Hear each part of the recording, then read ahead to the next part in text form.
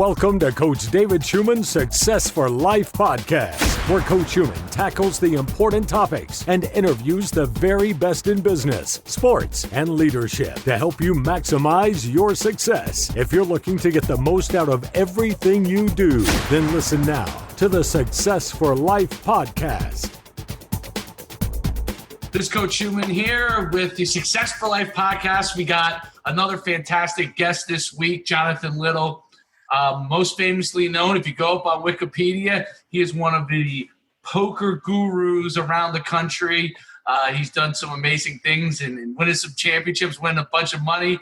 And hopefully today we'll be able to teach you some things from a completely different side of things, success in an area that maybe a lot of people haven't thought about, maybe some things that we can learn from this.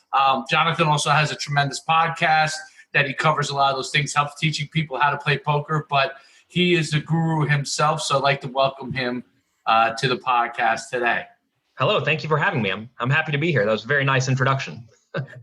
Jonathan's on location because in a few hours he's got a tournament again himself, and so I wanted to go and help our listeners who may not be familiar with you a little bit more about your background, how you became a star poker player, and a little bit about that stuff.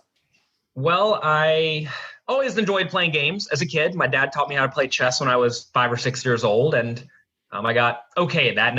Definitely not world class or anything, but reasonable. I could beat all the kids in my school. And one day, the best chess player in my school asked if I wanted to play this game called Magic the Gathering, which is a game kind of like poker and chess mixed together, where there's a lot of known information and unknown information.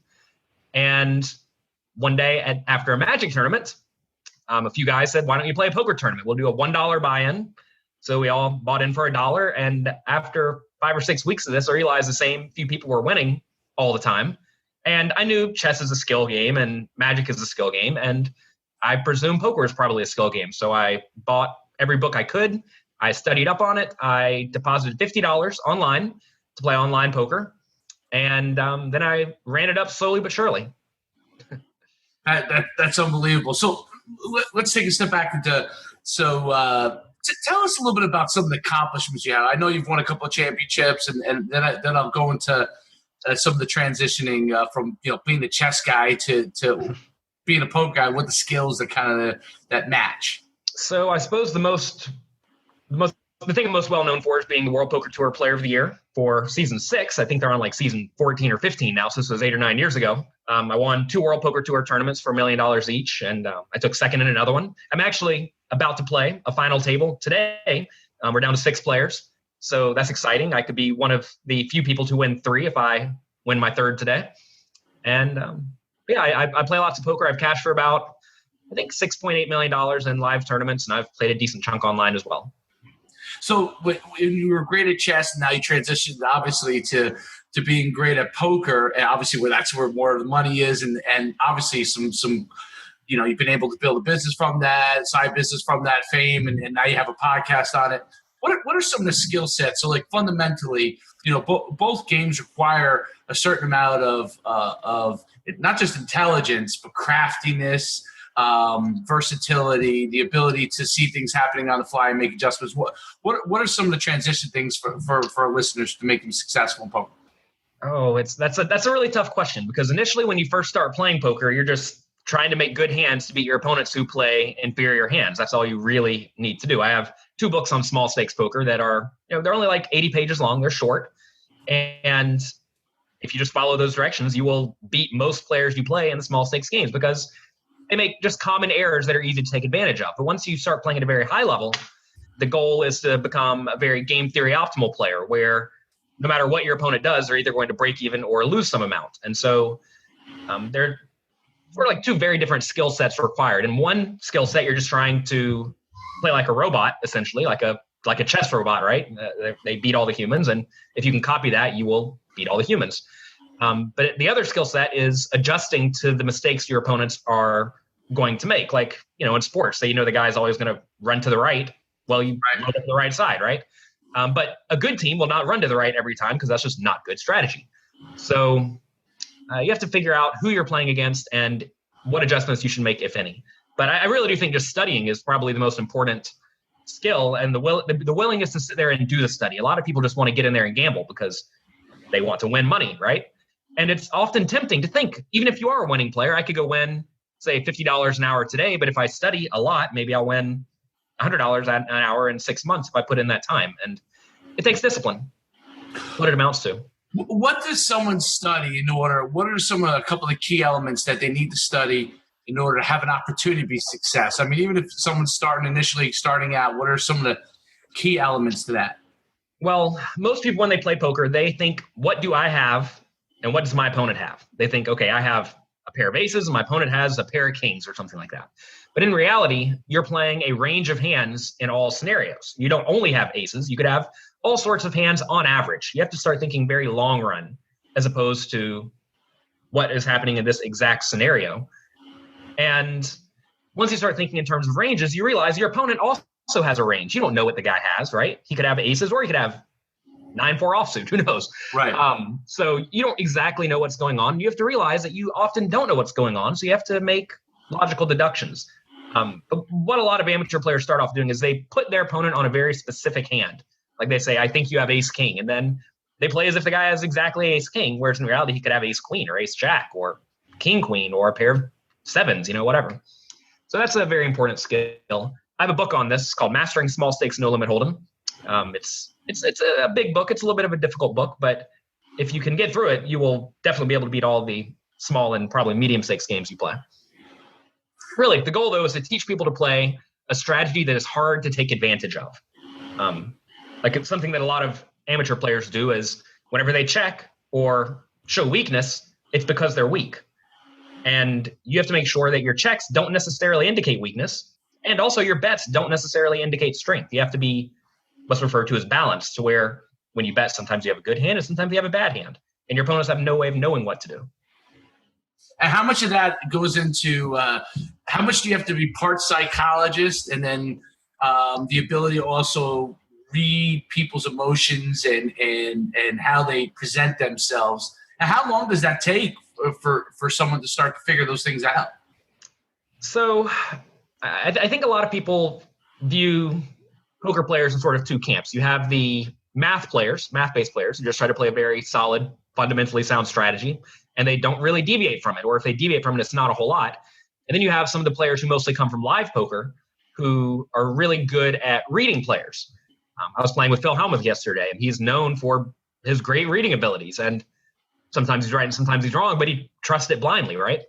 And I was playing next to a young German guy who he's like, yes, I know this guy doesn't have anything, or I think he doesn't have anything, but I'm not going to do anything about it because I don't actually know if my read's right, and I'm not willing to risk significant money on it. He would just rather, play a strong strategy that he knows is going to do well, as opposed to really trying to exploit his opponent. So you see a lot of the live players just naturally being good at reading people. There are some books and videos out there on the topic of tells and reading behaviors. And I don't think I'm a genius at it by any means, but I've certainly studied it and I know some things to look for. Really, you just want to look for deviations in normal behavior. So once you see something that's out of the ordinary, then you have to figure out, is this a behavior that means the opponent likes his hand or a behavior that means he does not like his hand? And also that's kind of tough to know because maybe the guy just decided to do something randomly and maybe he does it randomly with good hands and bad hands. And now you may end up making significant errors. So that kind of thing's tough for online players like myself. How hard was it when you wrote your first book? I mean, obviously it's a topic you love. How hard was it for you to get started and putting that stuff together down on paper? And did you feel at all cause you any risk in your actual gameplay? Revealing some of your strategies. Yeah, so I had already had a training site where I made videos to teach people to play a specific form of poker that I was very good at. So I was already good enough at getting my thoughts out of my head and out into the open. And I had a bunch of students at the time. I coached a lot of people to play poker. And anytime they had a question on a topic, I would just write an article on the topic. So I actually had 150 two-page articles just sitting on my computer. And then one day, D&B Poker, which is the biggest poker publishing company, right, came to me and said, hey, would you like to write a book? I'm like, oh, look at this. I have 300 pages of content already.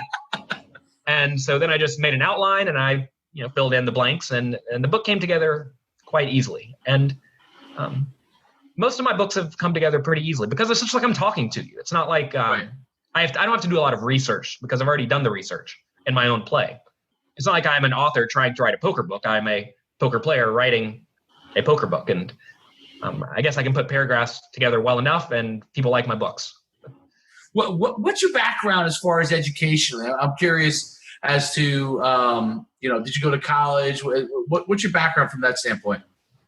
I always have to write graduated high school. That is it. So I was going to University of West Florida, which is the college where I grew up in Pensacola. And I had a scholarship for academics and I was studying engineering. And once engineering got a little bit too tough because I was playing poker all the time, I moved to psychology and then that eventually got too tough. I actually went in for a class and I got a 0 on my quiz, a pop quiz. So then I just got up and left. And that was the end of my college career. I think I got through about 2.5 years of college. But at that time, you have to understand, I was making about $20,000 a month playing online very consistently as a 19-year-old kid. And it did not make financial sense at that point. And I realized I could always go back because at that point, if you're making $240K a year consistently, right, I can pay to go to college at this point. Well, I think that's one of the fundamental things as far as from a societal standpoint that you kind of seeing more and more. Once you figure out what it is that your skill set is and something that you really want to do and you're making money at it, traditional college doesn't always make sense, for a lot of people. And you're seeing it in the entrepreneur space left and right. And the success levels. And, one of the things that I found in so many people interviewing over time is that there are people that are, wildly successful that went to college. And there are people that are wildly successful that didn't. And it's really picking up a skill set and honing in on that and leveraging it. What do you think, winning a championship at poker, obviously there's some elements of luck to getting to a certain point, but in order to be a champion, there's levels of strategy that have to go into and understanding things. And becoming, a 1% player is unbelievably difficult. There's obviously, as you know, thousands and thousands, maybe millions of players day in and day out that are just giving money right back over to the casino and aren't able to get to the level that you are. What do you think are some of the skill sets that you possess that make you an elite player? I think I have done a lot more work away from the table than most players. So I generally know what the right play is. I'm not guessing about the right play. Or if I am guessing, it's like I'm going to be slightly right or slightly wrong. I had a spot yesterday on the it's referred to as the bubble. We were down to 7 players and 6 players were going to make the TV final table. And I had a spot where I raised with a marginal hand. My opponent went all in and it was a close spot. And I came back home, did a little bit of math, and it turned out my call was like barely wrong or roughly break even. And usually I'm looking for an edge. I don't want to be break even. So, whatever. I make a slightly wrong call. It's not that big of a deal. Whereas you'll see some players, they'll make egregiously wrong calls where they're just giving away tons and tons of money. So the mistakes good players make tend to be very minimal when they are making mistakes. So that's important. Also, I don't really care about the money. I've been kind of fortunate to where I've had very big swings up and down. The first year I started playing live poker when I turned 21, I lost basically every tournament I played. So I had no expectations of winning all the time. You'll see some players when they turn 21, they immediately start winning every tournament for a year or two and they win a ton of money. And then they think they're the best ever. Then they inevitably go broke because they expect to win this amount. Or maybe they start spending like they're going to make $1 million a year or something. Whereas in reality, maybe they make $50K or $100K a year. Who knows? So I've always had realistic expectations, and I don't let the regular swings of the game bother me. Whereas a lot of people, if they lose one hand, they lose their minds. Right, absolutely. I guess that even that's obviously a recurring thing, the ability to stay even, to not get too high and too low. And I mean, you see the same thing with quarterbacks in the NFL, right? Their ability to stay even all the time enables them to continue to, no matter what the situation is, good or bad, continue to be able to play at an elite level. So, I mean, I think and I guess that's why poker's become a sport, because that kind of ability is an elite skill set. And it's one thing articulating it between a conversation, then obviously seeing it play out, how you do it on an elite level is really something to be watched and to be admired. As far as like some of the things that, so, Malcolm Gladwell, and who knows how much of this is actually true or not, but he talks about 10,000 hours of practice to make you into an expert in his book. And you talked about, the work you putting in away from the table and how important that is. How much of that in becoming an elite performer in what you do, or in anything someone tries to do you think is relevant? Do you think that a work away from the table is critical to becoming elite? That's something you do. That is a tough question. I think if you look at the top 100 poker players in the world, probably 5 or 10 of them have done almost no work at all. They're just naturally good at this game for whatever reason. And that will likely be the case for a little, but I mean, again, this is like 5 or 10 out of 100, right? Right. And quite often these players, their natural strategy is good for this exact period in time. So like, say, for example, in this period of time, people are folding a little bit too often, let's just say. Well, if you are naturally aggressive, you're going to be taking advantage of those players by accident almost. Whereas if in the future, the game changes and people become more aggressive, and you're more aggressive, I mean, you're just going to end up, it's not going to work out for you. Then you need to be a little bit tighter. Usually you want to be doing the opposite of what your opponents are doing if they have mistakes in their game. So there are some players who have gotten to a very high level, but you have to realize these players are still playing a ton and thinking about the game. They're just not using analytical programs. And it's actually interesting. I think a lot of the players who study with the analytical programs are very good at putting in their time, like 4 hours a day studying poker, and then they just kind of forget about it. They're done. They did the work and they go away. Whereas a lot of the players who don't actually study, they're like talking and thinking poker all the time. So it's almost like their brain is always on, but they're not really studying nearly as efficiently as a lot of people who are using programs and have the definitive answer presented right in front of them. So I don't think anyone's getting to the top without thinking about poker a lot and playing a lot of poker. That's what it amounts to. But in terms of normal study, there are various ways to go about it. Interesting. It's so fascinating to me because it's such a world that very few can reach to the top, and so many people try to get to the top.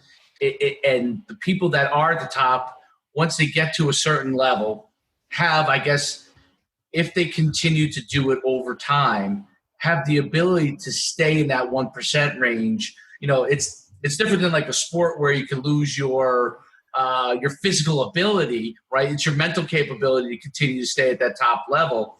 And so if you continue to work over time, you can continue to stay that. Now, obviously, there's swings in anything, right? There's bad luck streaks and all that kind of stuff. Is that something that you've seen that like a lot of players at your elite level, once they get to a certain level of success and they want to be poker players, because there's some people that might be in for a quick fix, right? But want to be poker players, they're able to sustain it over a longer period of time. Well, there are people who definitely sustain it, and then there are people who do not sustain it. There's a guy, Doyle Brunson, who is probably 80 years old or something like that, and he's been playing the biggest cash game since he was 20. And he still plays the biggest cash games in the world. So as long as your mind stays sharp, you can certainly still compete. And I mean, he's one of the live players who is really good at reading players and probably has never studied with an analytical program in his life, yet he is very well respected and can beat almost any game in the world, right? He plays the biggest game in the world all the time. Alternatively, you have other players, especially in the online world, who get good. They become one of the best players, but they may stop studying and they start, going out and partying all the time or spending their money because they come into $5 million. And next thing you know, these players are no longer the best players and they get passed by. Unfortunately, in live poker, or at least the game I play, I'm usually playing tournaments where even if I'm not the best player at the table, I'm almost never going to be the worst. And if I am the worst, it's going to be by a very, very tiny margin. So that's a little bit different than online poker, where usually you're playing against only one player or 3 or 4 players. Whereas if you're the worst out of 3 or 4 players, you're just going to lose all your money very quickly. But if you're even in the middle of the pack out of 9 players at a table in live poker, you'll be okay. So live poker also tends to attract more recreational players, right? Which is good because you make money when people make mistakes, right?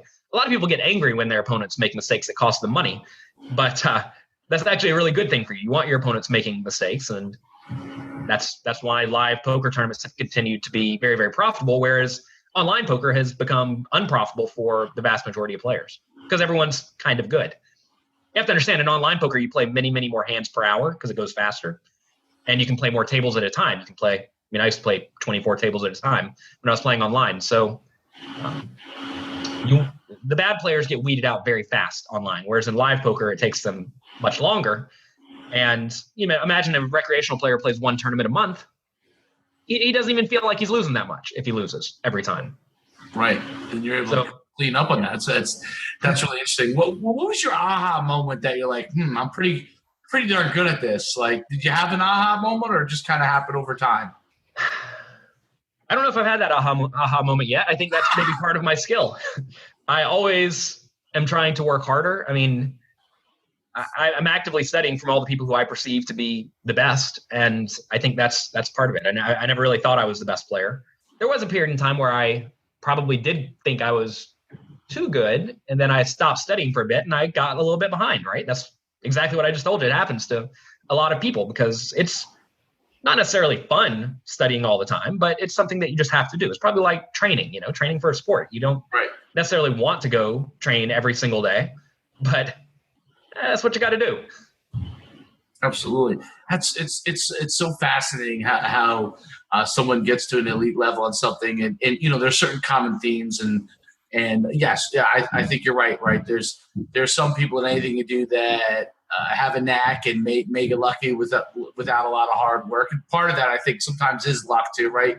You hit it, and then you're just right to be successful. But the guys who seem to sustain and can sustain are the ones that are talented. You got to have talent, but are putting in the work.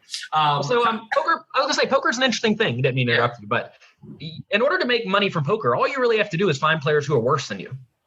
So there are a lot of poker players who live in just local areas. Like my dad plays in his local card room, and he's not the world's greatest player by any means, but he makes money consistently every year playing small stakes games, maybe $5,000 or $10,000 a year, just playing once or twice a week, because he's playing with players who are worse than him, right? And if you're like the 9th best player in the world, but you only play with the players better than you, you're going to lose all your money, right? But if you're the 1,000,000th best player in the world and play with number 10 million, you're going to win all the money. So all you have to do is find players who are worse than you. It does not take, clearly to be like the best, it takes a lot of skill, but to be a winner, and even a consistent winner, does not necessarily take a lot of skill. You just have to be very good at what's called game selection. You have to be smart about your game selection. And how do you do the game selection? So how do you sit down at the table, know you're at the right place, that you're going to do well? Well, so I'm out here at Aria in Las Vegas this week, and I came out specifically for 2 tournaments that I know were going to be good, the one that I final tabled and another one that starts tomorrow. But also they had these side events that were high buy-in side tournaments. And I was hoping they would be great. Like if they had 30 or 40 or 50 people, they were probably going to have maybe 10 or 20% recreational players, and it would be good. But I showed up. I looked at the tournament. You don't have to register on time necessarily. So I looked at who's playing, and they're all good players. I know them, right? So I just didn't play. You don't have to play just because a game exists. Right. And if you expect to have no edge and big swings because it's a high buy-in tournament, you don't need that in your life, right? So how do you know if someone is not good? Ideally, if you play on a regular basis in the same place, you'll have some idea of who you are playing against. And you can just figure it out. Like if a guy's sitting there drinking and throwing a party, then he's probably not very good. And if some guy's sitting there with headphones and sunglasses on, he's probably going to be a boring poker player you don't want at your table. So you figure it out pretty quickly who's good and who is not good.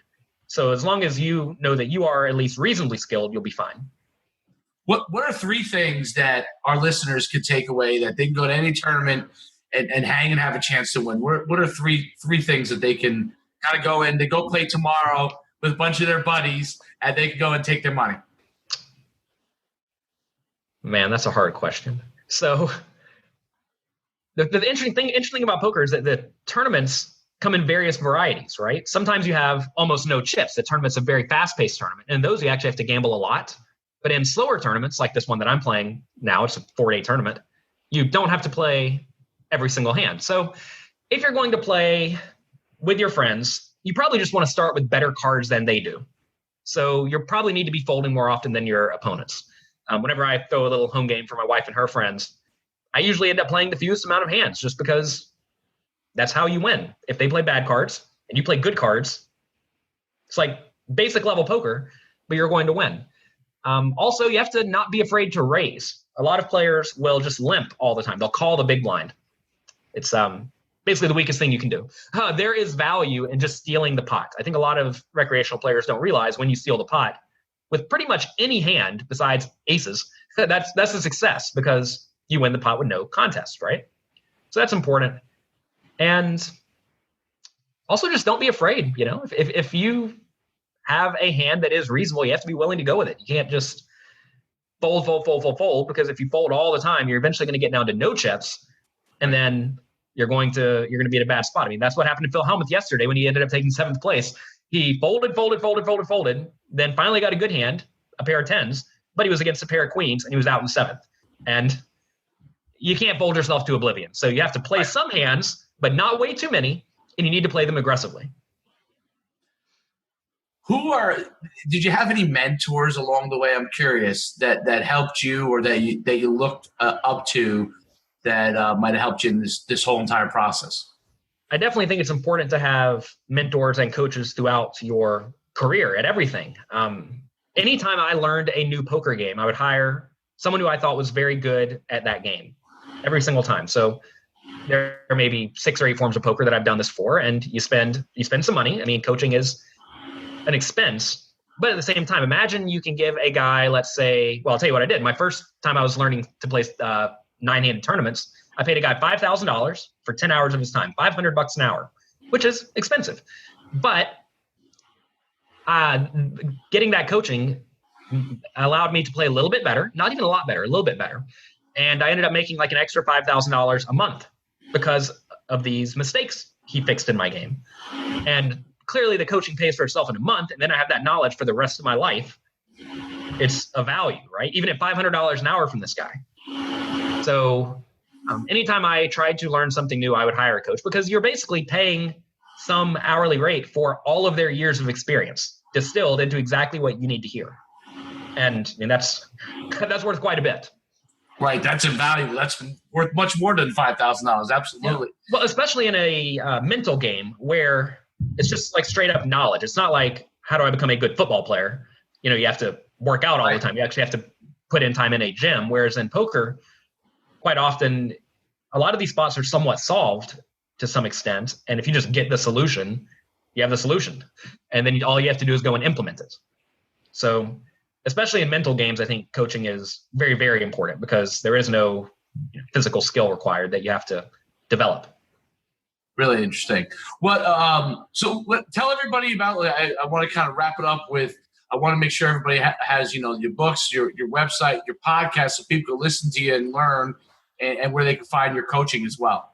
So the easiest way to get all this is to go to jonathanlittlepoker.com.